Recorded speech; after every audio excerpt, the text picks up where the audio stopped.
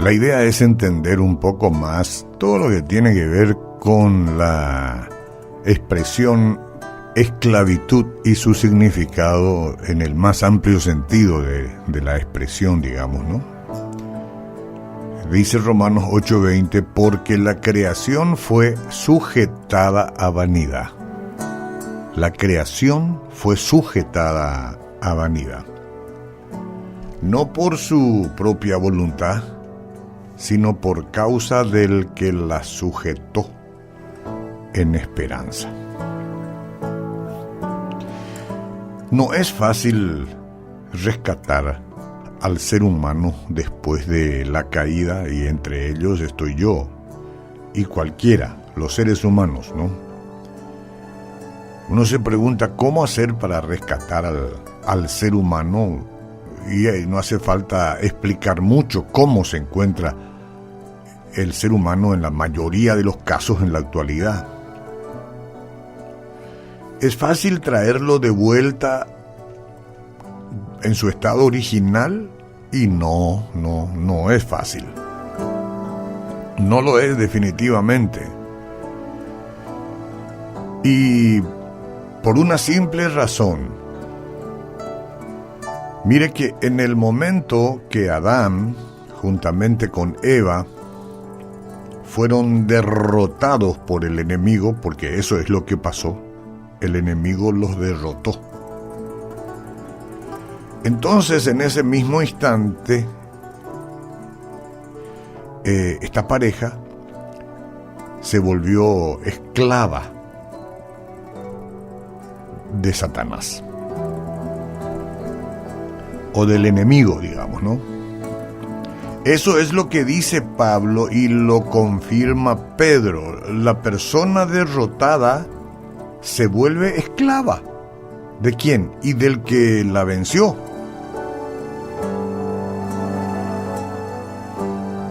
Hay un libro de una escritora cubana, ella se llama Teresa Cárdenas, y el título es Perro Viejo.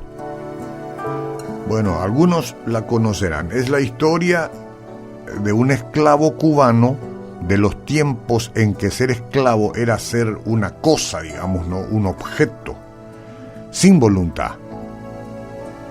Al menos no tenía derecho. Las mujeres esclavas eran consideradas productoras o reproductoras de pequeños esclavos que eran luego vendidos como mercadería a los señores. Era como tener conejos, criar conejos para venderlos. No, por poner un ejemplo burdo. Bueno, eso es lo que somos en realidad cuando nos volvemos esclavos del enemigo. Y a la gente no le gusta esto. Decir que es un esclavo a alguien es ofenderlo, ¿verdad? Pero como no estoy hablando de manera personal a nadie, sino de manera global, digamos, en los que yo me incluyo, debemos entender que si somos esclavos somos simples cosas, porque Él hace y deshace la vida, aquel de quien somos esclavos. Cuando lo somos, ¿no? Hay gente que ya está libre.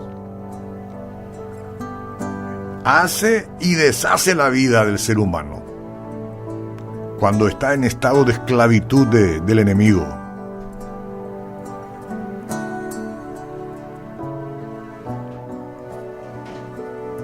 Gobierna absolutamente tu experiencia.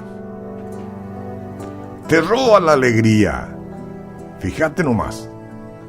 Ahí está el enemigo buscando, como león rugiente, buscando robarte la alegría, destruir tu familia, acabar con tus sueños y nunca dejarte ser feliz. Ese es el león rugiente, o la misma serpiente del comienzo, la serpiente antigua. Bueno, es que anda como león rugiente, no es león, que ruge buscando devorarte. ¿Por qué? Y porque cuando eres esclavo del enemigo, pongámoslo en estos términos, de Satanás, él se considera tu dueño. y tenés que hacer lo que Él dice.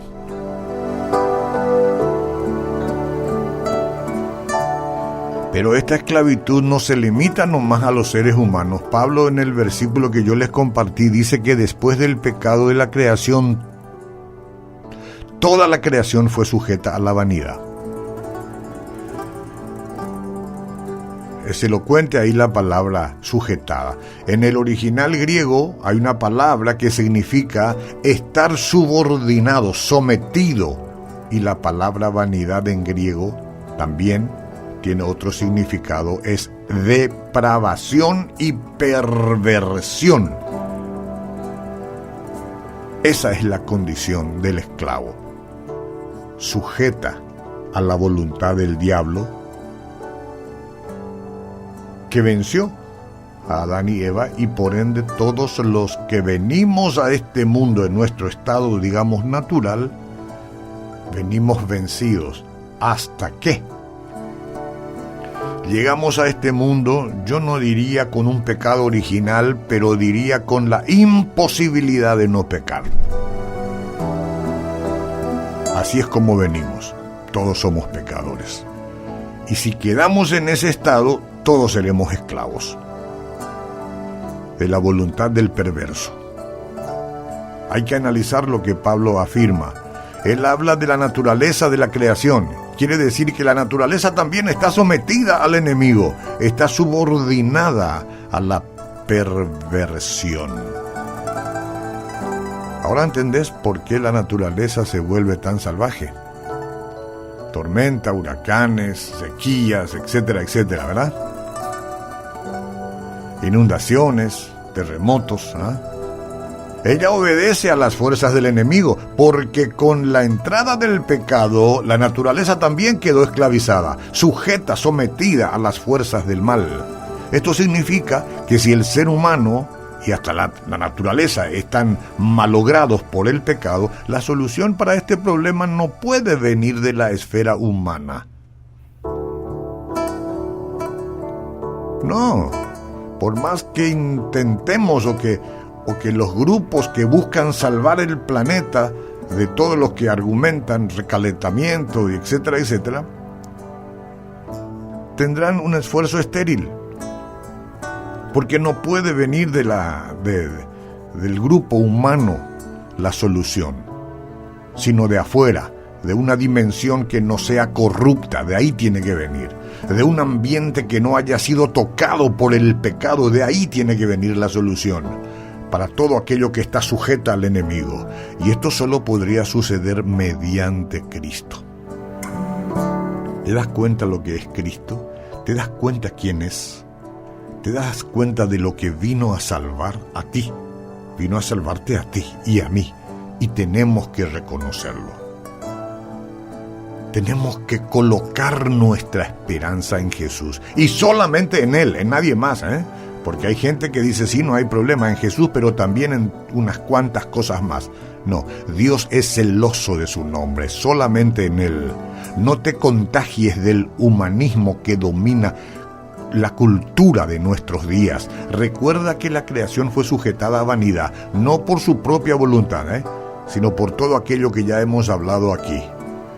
Por lo tanto, el que quiera ver la realidad, sepa que sin Cristo uno no es otra cosa que un esclavo, y al ser esclavo tiene que obedecer a aquel que lo venció, que es el diablo. Pero Cristo venció al diablo. Por lo tanto, si hoy usted y yo decimos, Señor Jesús, perdona mis pecados, lávame de toda mi incredulidad, permíteme recibir la gracia de tu perdón, recíbeme tú, y haz que este nombre mío, como tú quieras, esté escrito en los registros de la salvación, porque a partir de ahora yo seguiré tus pasos. Tú me libertas de la esclavitud, por lo tanto eres mi Salvador y mi Señor. Así lo creo. Amén.